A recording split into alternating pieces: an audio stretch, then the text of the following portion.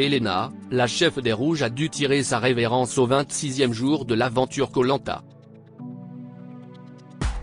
Pour Télé Loisirs, l'aventurière éliminée revient sur son parcours, la mauvaise image qu'elle a pu donner d'elle et sa frustration de ne pas aller plus loin dans le jeu de TF1. Si est un départ marquant dans cette saison du feu sacré de Koh Lanta ce mardi 25 avril sur TF1. Elena, 27 ans, kinésithérapeute en Belgique et très sportive, a été éliminée à l'issue du conseil de Denis Brognard avec 6 voix contre elle. L'aventurière répond à Télé Loisirs en toute franchise et compte bien revenir prendre sa revanche pour faire mieux. Elena, Koh Lanta, j'ai eu énormément de rancœur. Télé Loisirs, vous avez dit que Koh Lanta était une compétition faite pour vous, non pas contre les autres mais contre moi-même. Pourtant ce sont les autres qui vous ont éliminé. Avez-vous négligé la partie stratégie de l'aventure? Elena, j'ai complètement négligé la stratégie, c'est clair. Au début, j'ai fait Koh Lanta pour moi. Tout le monde disait que c'était le Koh Lanta du mérite. Comme je performais, je ne me suis jamais senti en danger. Au final, j'ai bien compris qu'ils étaient tout contents de faire un gros coup et de m'éliminer. Je vois bien leur petit justificatif à chaque fois quand ils disent « tu ne méritais pas » de sortir, parce que sportivement tu es forte mais on t'élimine quand même. J'ai eu énormément de rancœur parce que je me suis dit que c'était un échec. Mais cela n'en est pas un, ce n'est pas moi qui ai échoué mais ce sont les autres qui m'ont éliminé. J'ai dû faire un travail pour l'intégrer. À refaire, je ne ferai confiance à personne et je ne croirai plus ceux qui me baratinent avec le Koh Lanta du mérite. N'avez-vous jamais pensé à une alliance belge? Vous étiez 3 chez les Rouges? Cela ne m'est pas venu à l'esprit parce que les affinités ne se font pas au niveau des pays. Et puis Emin est parti assez vite, je n'ai pas eu le temps de le connaître. Elodie est partie aussi. Et elle m'a quand même un peu titillé au début, elle ne m'aimait pas donc c'était compliqué d'imaginer une alliance. Vous avez été critiqué quant à votre comportement jugé arrogant, de la part des aventuriers mais aussi des internautes. Dès votre portrait, où vous dites que vous êtes une source d'inspiration pour beaucoup de personnes. Le portrait a joué contre moi. Il y a eu 2 tendances chez les internautes, une première très négative et puis une autre qui disait qu'en même temps c'était bien d'avoir confiance en soi. Ce que j'ai voulu dire c'est que par mon métier, beaucoup de gens me demandent ce que je mange, ce que je fais comme sport, prennent exemple sur moi pour transformer leur vie. J'ai fait des centaines de transformations physiques.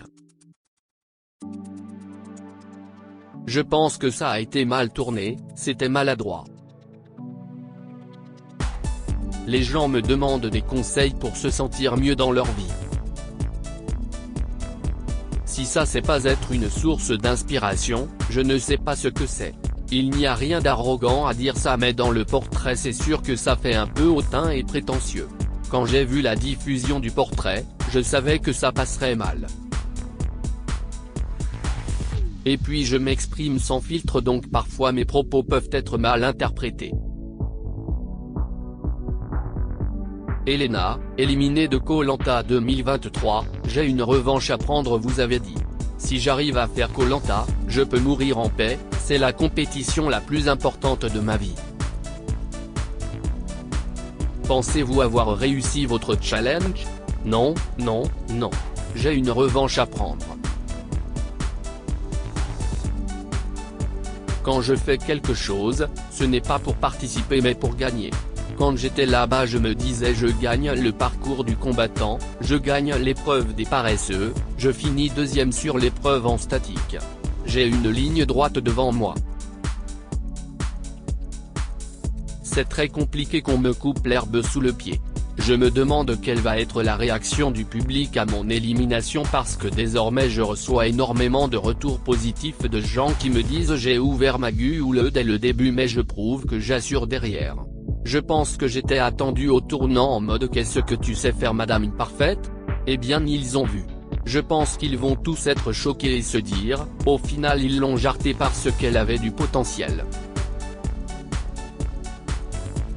Donc évidemment que j'ai une revanche à prendre et cette fois, je vais aussi y aller sur la stratégie, il n'y aura pas que le côté sport.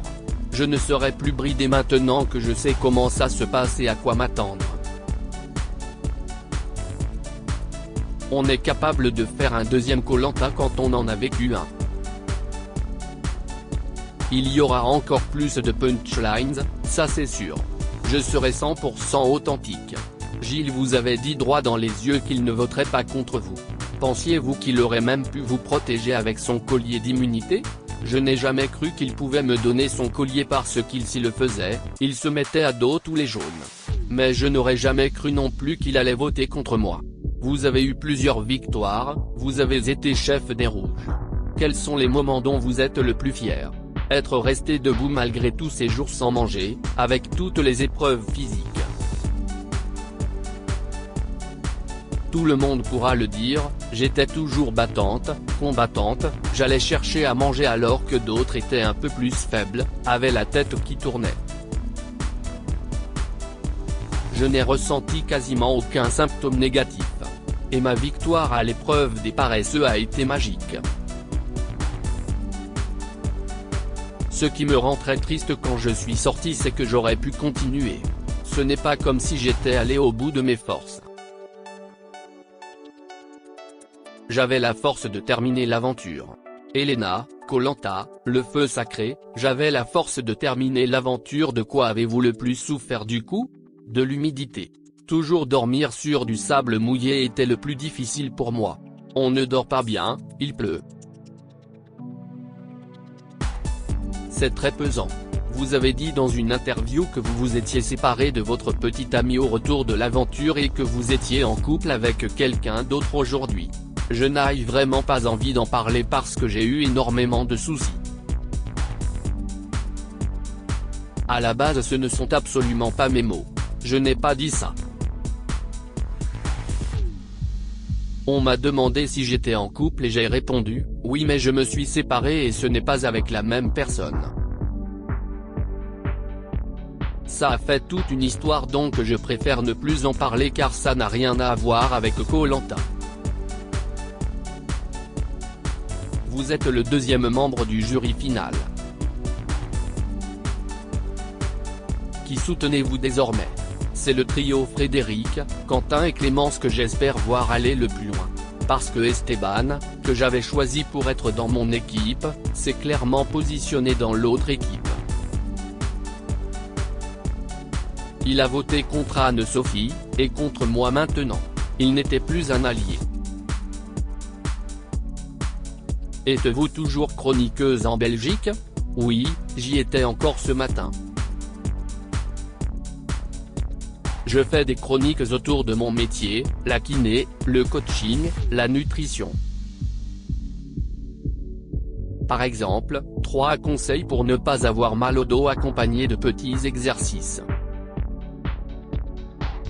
Vous pourriez le faire en France ? Je ferai volontiers tout ce qui apporte de l'information utile pour aider les gens comme une émission de santé pour donner des conseils.